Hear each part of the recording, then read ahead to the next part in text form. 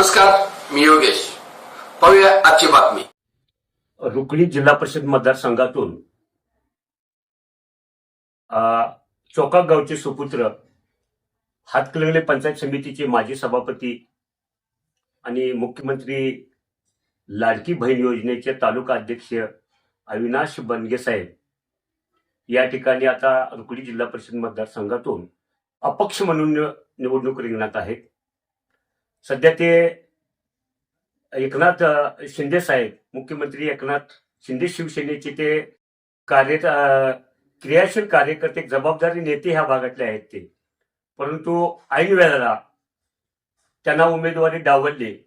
परंतु ते त्या पक्षातून उमेदवारी घेण्यासाठी इच्छुक होते. जवळजवळ त्यांचं नाव निश्चित होतं, लोकांच्यातही चर्चा होती आणि त्यांच्या कामाच्या जोरावर ते हमखास निवडून येणार अशी मतदारसंघात आणि तालुक्यात चर्चा असतानाच ऐन वेळेला त्यांना उमेदवारी नाकारले गेले.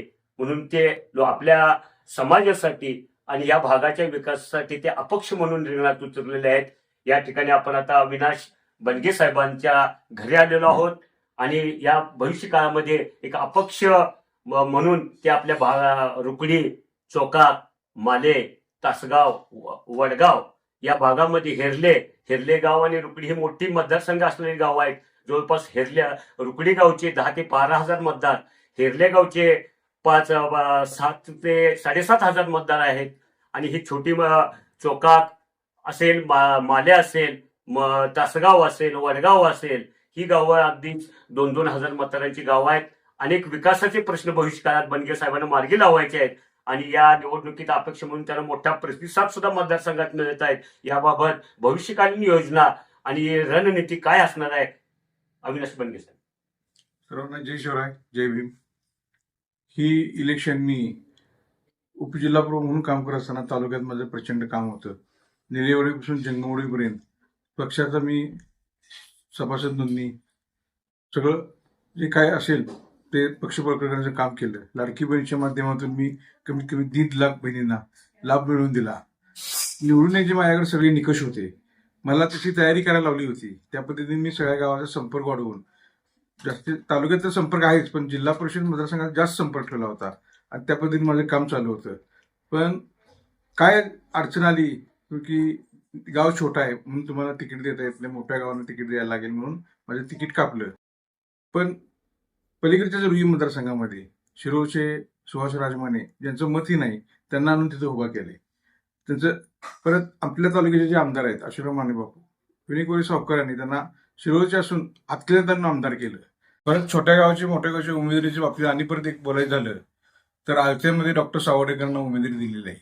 ते पक्षाचे सदस्य पण नाहीत, पण त्यांना तिथं आळत्यामध्ये बोलवून उमेदवारी दिली.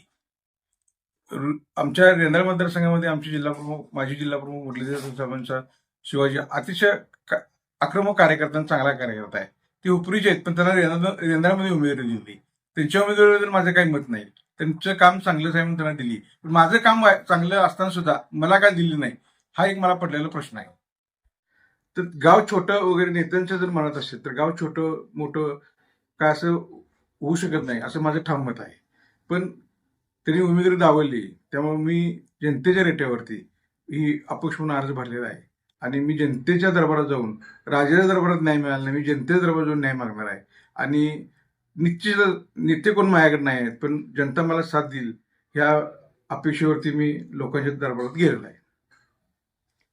बनगे साहेब, ह्या भागातले जे अनेक तुमच्या विचाराला मानणारे विविध संस्थांचे, जे काही छोट्या मोठ्या संस्थांचे, काँग्रेस, राष्ट्रवादीचे काही तुम्हाला उघड पाठिंबा देऊन तुमच्या प्रचारात सक्रिय आहेत का? माझ्या प्रचारात कोणी सक्रिय नाही येते मंडळी. माझ्या प्रचारात सगळे जनता, सर्वसामान्य कॉमन मॅन आहे. यानंतर आता भविष्य काळामध्ये पिण्याचे पाणी, रस्ते किंवा दवाखाने, आरोग्य समस्या, विद्यार्थी या संदर्भात तुमचं पुढचं नियोजन काय आहे निवडून आल्यानंतर?